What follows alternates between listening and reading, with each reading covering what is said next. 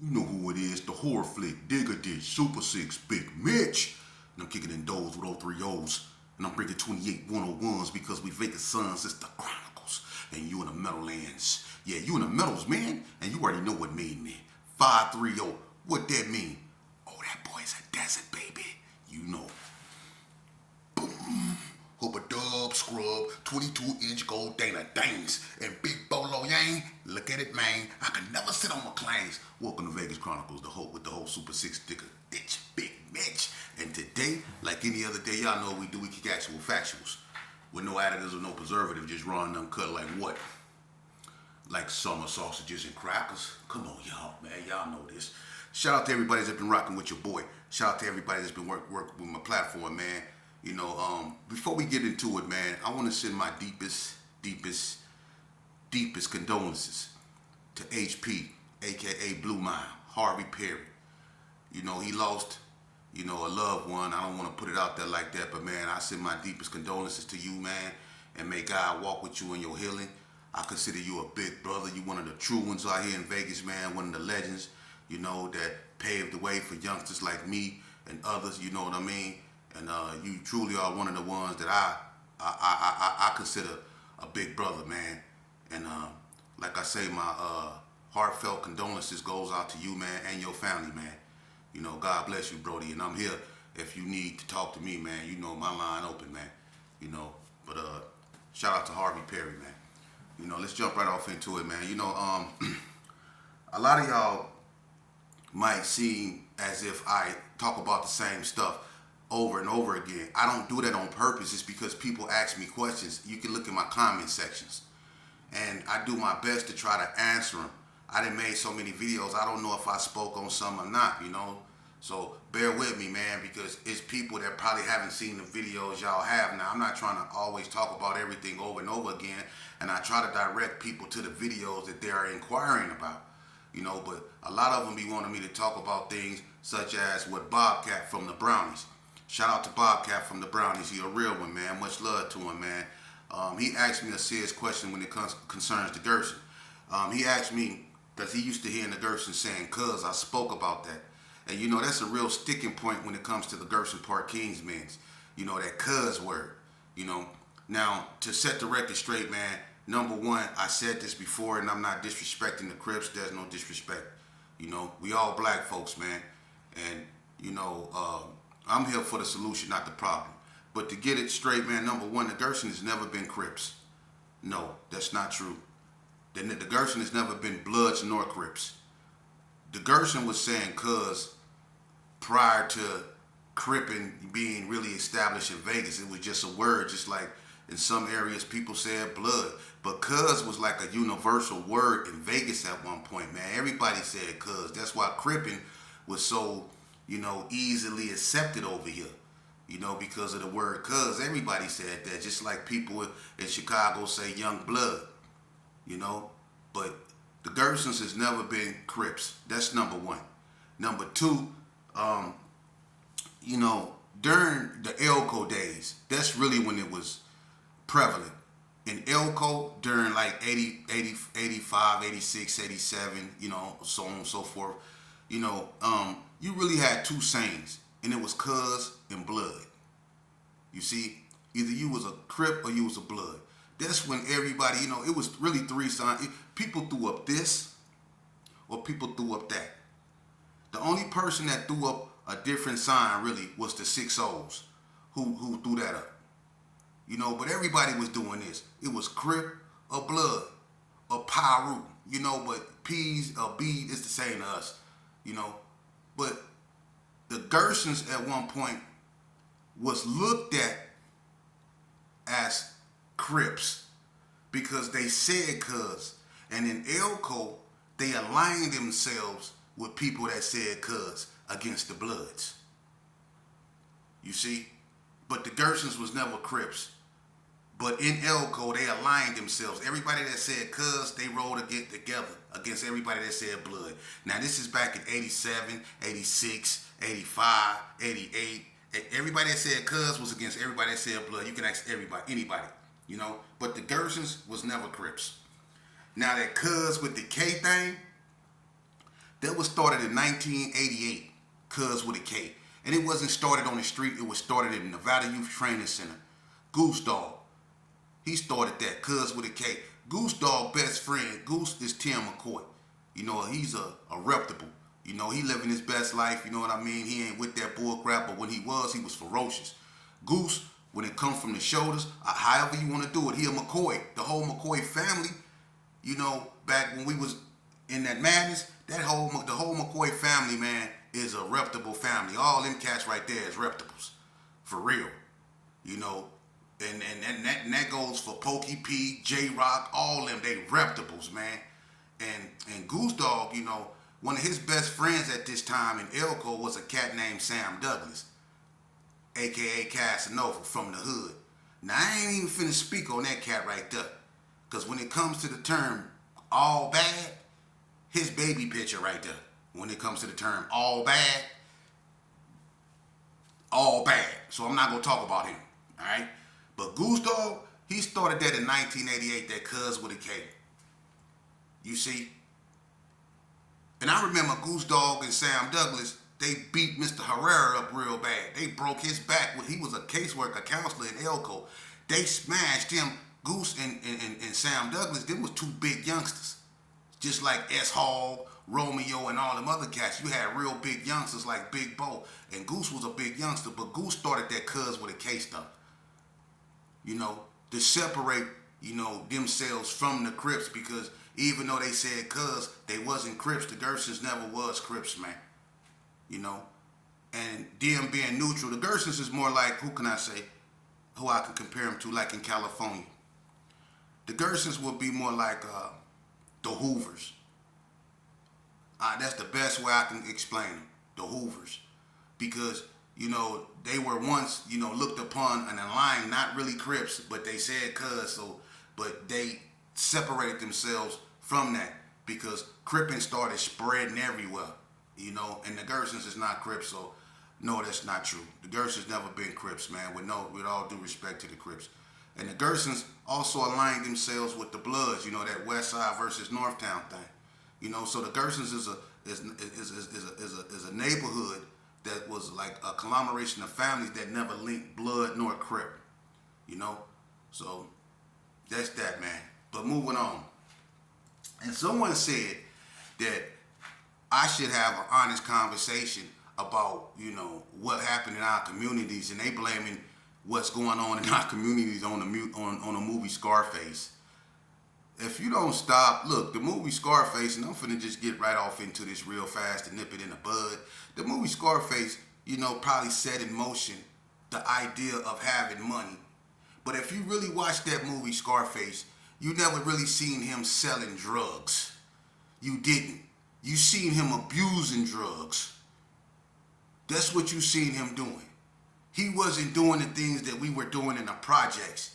He might have made it look appealing to accumulate the money that he was having, because that's what they showed him, counting money, abusing drugs, and knocking people down and just being, but they never really showed him really selling drugs. They didn't show Tony Montana doing that. See? So when Scarface came out, you know, people were having, you know, cash, but the violence, it was not there. Look at when Scarface came out and look at what was going on. The violence was not there, especially in Las Vegas. People were still doing it like this here, and they was having money. You know, the epidemic, you know what I'm saying? The drug epidemic really hit 84, 85 in Vegas, just like everywhere else. But people were doing it like this here. What destroyed our communities was movies like Colors, man. That's what destroyed our movies. It was our communities. It wasn't Scarface. Scarface wasn't doing what we was doing in our communities. Scarface was pushing soft. People wasn't playing with their nose like that back then. In our communities, people were pushing hard. People was playing with that pipe. That was a whole different scenario, man. But Colors is what ruined our communities. Because Colors, along with Eazy-E, they came out and changed the whole culture. Scarface didn't change our culture. We wasn't dressing like Tony Montana. We was dressing like Eazy-E. You see? Colors did that. Because when that movie came out, look at the crime rate and how it went up. Look how the crime rate went up. Look at Scarface and you look at the crime rate during Scarface when that movie came out. And then you look at Colors and you look at the crime rate when Colors came out and you do the math. Colors and then Boys in the Hood. Movies like that destroyed us, man. You know how many people, especially Crips, was trying to walk like Rocket? Y'all remember that scene when Rocket was walking across the street and he was walking? You know how many Crips copied that walk? Colors, the way they dress, the way everybody, come on, man. Colors changed that. Not Scarface, man. So know your history. Colors, man. Because after that movie came out, so many gangs in Las Vegas sprouted up. Because prior to Colors, if you look, there was really no such thing as ABMs. There was no such thing as Diana Street Villains. There was no such thing as Brownie Boys. There was no such thing as Four Deuce Village Gangsters. There was no such thing as Rolling 50s. There was no such thing as VVG, Valley View Gangsters. Think about it. There was no such thing as 40 Block. Before Colors came out, there was none of that. It was still an old. You still had GQs. They were withering away. You had the Hood. You had Gerson Park. You had Power Rules. The Coast was coming along. It was coming along. They wasn't even really in full motion yet. You still had WCC spray painted over there in Tree Line Park during this time. This when things really started to crack up. When Colors came out, things changed all around the spectrum. So it was Colors, not Scarface. All right? And another thing. Let's move on. I want to get into y'all. I always talk about, why you should leave people alone. And I'm an anti-bullies. I don't believe in bullying nobody. And I used to be one. That's why I'm so against it. Because I preyed on people's weakness when I was a youngster, when I was a GPK, and if you showed me any type of fear, I'm gonna exploit it. And that's how I live my life. But let me tell you something about a guy I met. Now I didn't run into a couple guys that I didn't have to look. If you've been in this game and you truthful, you didn't have bad days. Ain't too many people in this game undefeated. I don't care who you are. You're not undefeated. If you've been in this game and you really was out there, you done ran into some dudes that put you in your place. I don't care who you were. Case in point, I was in juvenile, right? And it was me, Richie Rich, this right before Lil Bread came up in there. Tricky T was up in there. We was all in juvenile. This back in like 88. Yeah, 88, late 88, somewhere up in there, going to 89, right? And LONZ, Alonzo Hopkins from Rolling 60's, he was up in there, right? Now, during this time, it was real tense because the Carry Arm, the K9s, had aligned themselves with the GERSONS. So they was really funking with the 60's. They was really into it, right? So we in juvenile, and Richie Rich was this, he was real slim, but Richie Rich was a hothead. You couldn't say nothing wrong with him, nothing wrong with Richie Rich. Richie Rich go trip out, look, peanut head, he was a trip, right? LONZ was kind of stocky, dark-skinned, you know what I mean? He used to be on 40 Block. He one of them 60's that stayed on 40 Block. He related to the Hopkins, that's Mackie and all them. But, he was kind of stocky, wide nose, LONZ had distinct features. Dark-skinned, you know what I'm saying? Quiet, but he was about that 60 CRIP, He couldn't stand Richie Rich for some reason. Him and Richie Rich, they did not like each other. But Richie Rich was, he was skinny, but Richie Rich he didn't buy none. So one day, I used to sit in the TV air, we used to sit in that cold TV air until they let us, get out, have rec. We go play pool, they play cards. Some people go in a little rec area, play basketball. You know, on this day we playing, you know, pool. And, you know, everybody used to play, you know, by that table by where Mr. Jordan used to be sitting. It was a pool table right over there by where he used to sit by the little bubble thing, right? So we over there, and I guess Richie Rich and LONZ got into it behind who had next on pool, right? So they over there tripping. This after lunch. So I go over there, you know, I post up next to Rich. I got my hands like this here, looking, you know what I'm saying? Richie Rich was like, I got next. LONZ was like, I got next. And Richie Rich had the pool stick. And Richie Rich was like, I got next. Or ain't nobody playing. So they going back and forth, right? So Richie Rich, you know, he grabbed that stick. He was like, I'll push your head. And Richie Rich, he used to play baseball. So he knew how to swing that stick. You know what I mean? And Rich, I'm like, chill, Richie Rich. Rich like, no, I'm out. You know, they going back and forth. He was like, you know, I don't like him anyway. Anyway, he was disrespecting LONZ. And when he called LONZ that S word, you know, LONZ wanted to fight, but Richie Rich was too skinny, but Rich wasn't scared. He was like, come on. I'm like, nah, you finna, you know, get down with him, man, because I know LONZ was too big for Richie Rich, but Rich can handle his own business, but LONZ was just too big, you know? So I was like, we can jump him. You know what I mean? We ain't finna let you get down with him like that. You know what I mean?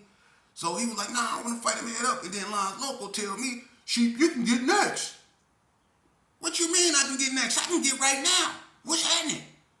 Right? Now, me and LONZ ain't never had no problems. We used to always crumb on who was the blackest, you know what I'm saying? And we used to be crumbing on each other, calling each other monkeys. And, you know, I told him he looked like one of them Asian howler monkeys. And, you know, we was going back and forth, you know what I mean? But anyway, we never had issues. But when he told me I can get next, I flashed on him. Now, I'm disrespecting him. You know what I mean? So I'm thinking like, you finna get crushed up in here. You finna get jumped. You finna get whooped. This pool balls, all kind of stuff, right? So he like shaking his head like, all right. We can get down. We can get down. I'll fight y'all head up. I'm like, what's happening? And I'm calling them all kind of B-I-T-C-H, woo, right? So I'm like, you just talking. You don't want to fight. I tell Richie Rich, don't even worry about it. We gonna smash him, right? So the whole time, LONZ, he didn't got mad. He didn't went down, you know, you can ask if you can use the bathroom, but sometimes we used to just walk down the hallway and go use the bathroom. So me and Richie Rich, we basically took over the whole pool table. Now ain't nobody playing but me and you. All right, so we playing. Next thing you know, I hear somebody go, Sheep. I turn around, it's LONZ. He's standing down there in the hallway with his shirt off, like doing this. Like, come on. Ain't no staff down there. Now, I ain't as big as LONZ, but we about the same size. You know what I mean? We both, and then I done already been to Elko. You know, I know how to wrestle, I know how to fight, so this is a normal day at the office for me. So, I'm like, oh, you ain't said nothing. So I go down there, Richie Rich coming, I'm like, no, I got him. Just watch, make sure the staff don't come. But Rich, he tripped, I'm like, I got him. Right? So Rich was like, you got him? I got him, right? So we go down there. I take my shirt off as I'm going down the hallway too. Like, let's go in the bathroom. We walk in the bathroom. He telling me, I'm going in the bathroom. I ain't even saying nothing to you, Sheep. I was talking to him. I'm like, nah, I want to hear that. That's my homeboy. He was like, so? I wasn't even talking to you. You know, but he was really on some other stuff, some K960 stuff. But I wasn't trying to hear that. Rich, my homeboy. You know what I mean? So we go in the bathroom, and I'm like, what's happening? We squared it up. You know what I'm saying? I'm not really taking him serious because we used to be partners. You know, we used to be in crumb sessions. So we throw it up. But I kind of got a grin on my face like this dude there. You know what I'm saying? He shot a jab, and look here. He hit me right on the tip of my nose. That's when I knew right thing. This is right here. This ain't no crumb session. This boy here. This feelings right. Because he touched me on my nose and pushed my nose to the back of my head. I was like, oh yeah, he sees. So I'm like, okay, come on. Now I'm calling him disrespectful words. You hit me in my nose. So look, we got to scrap it. We choking him. Man, look here. That boy fought hard as he looked. That boy, listen, we was back there chunking him. But I was proud of myself that day. And you know, me and LONZ always had a understanding. But when we started chunking him, that's the only cat that I could say I really went toe-to-toe with. We went toe-to-toe for about a good 12 seconds. Then we locked up. And we was slanging each other into the wall. Boom and boom and boom. But you know, I know how to wrestle, so I know how to hook them legs. So I put them hooks on one of them legs and put the other one and got him on the ground. And when I got him on the ground, I was kind of tired. I couldn't really do nothing else because he had my arms, and I was, I know how to wrestle, I know how to get out of there, but I was exerting energy and stuff trying to, get loose. Lonzo's strong, man. So we easing up out of it, but the more I ease up out of it, the more tired I got. You know what I mean? So when I got one arm loose, I put it up on his neck, and I bit him on his chest, man. And he had me on the ground like this. He was hitting me on the back of my head like this. Let me go, shit. He was hitting me on the back of my head. I wouldn't let him go. I was on him like a pit. I was biting him. And look, he put his thumb under my neck, and he got me up off of him because he kind of like put his thumb in my Adam's apple, and he got me up off of him, right?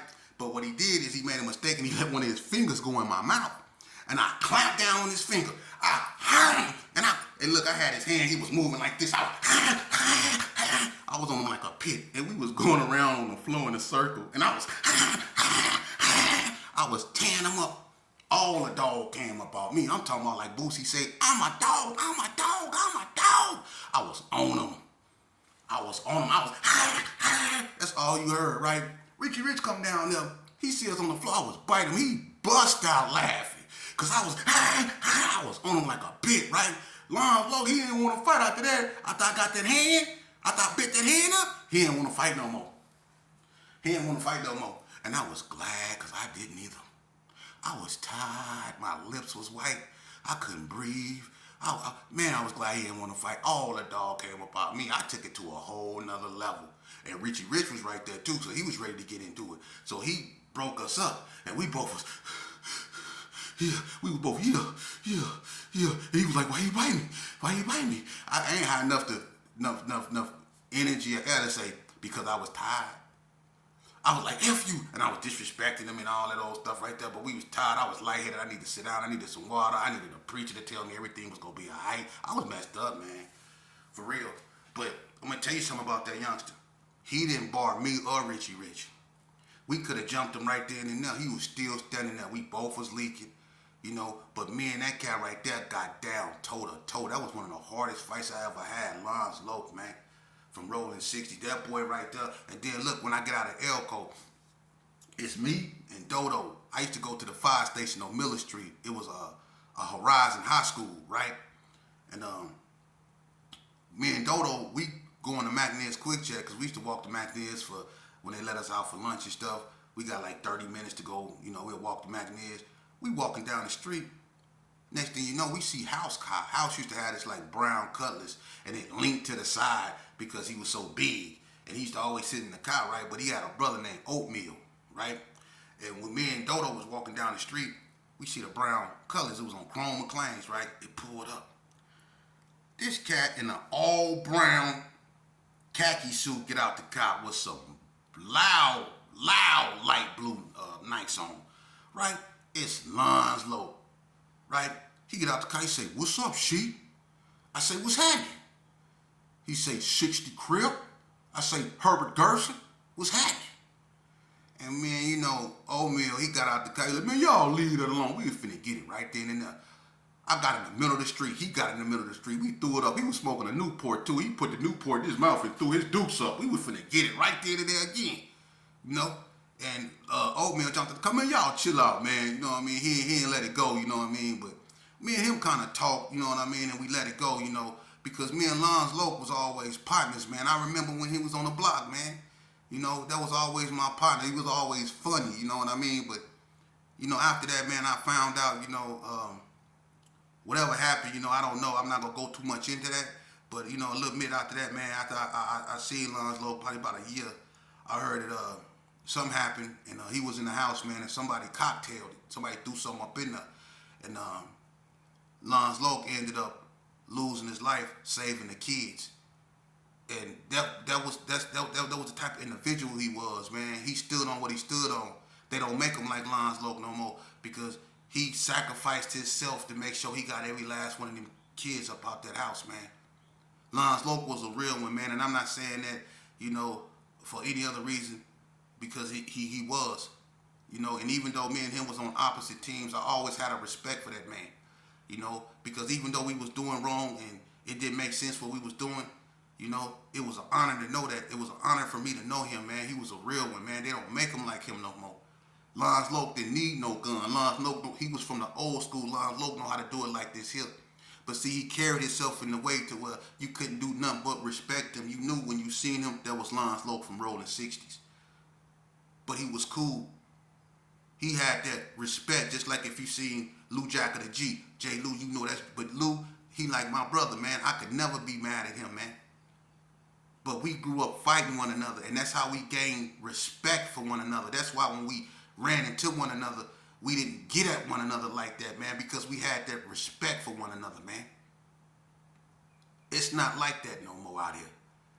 You see, these youngsters don't have that type of guidance, man, because they took people like us off the streets. I'm not saying I'm a leader or nothing, but it's certain things that we stood on. We didn't disrespect people's mothers. If we catch you with your children, you get a pass. It's certain stuff we didn't do. These youngsters, they don't have no morals. They don't play by no rules. They say they don't have no big homies, man. So that's what we up against. Now, we talk about putting our communities together and facing reality and accepting what is, trying to move on to a better future. First, we have to realize that there is no structure. There is no masculinity in our community. Our young boys out here, they more feminized than anything, man. They don't know how to stand on their own. Use their bipedalism, man. They don't know how to get out there and toil the soil. They trying to get it out of BTICH, man. That's how sad the situation is. You a man before you anything, youngster. And as a man, you obligated and you owe it to yourself, not your homies.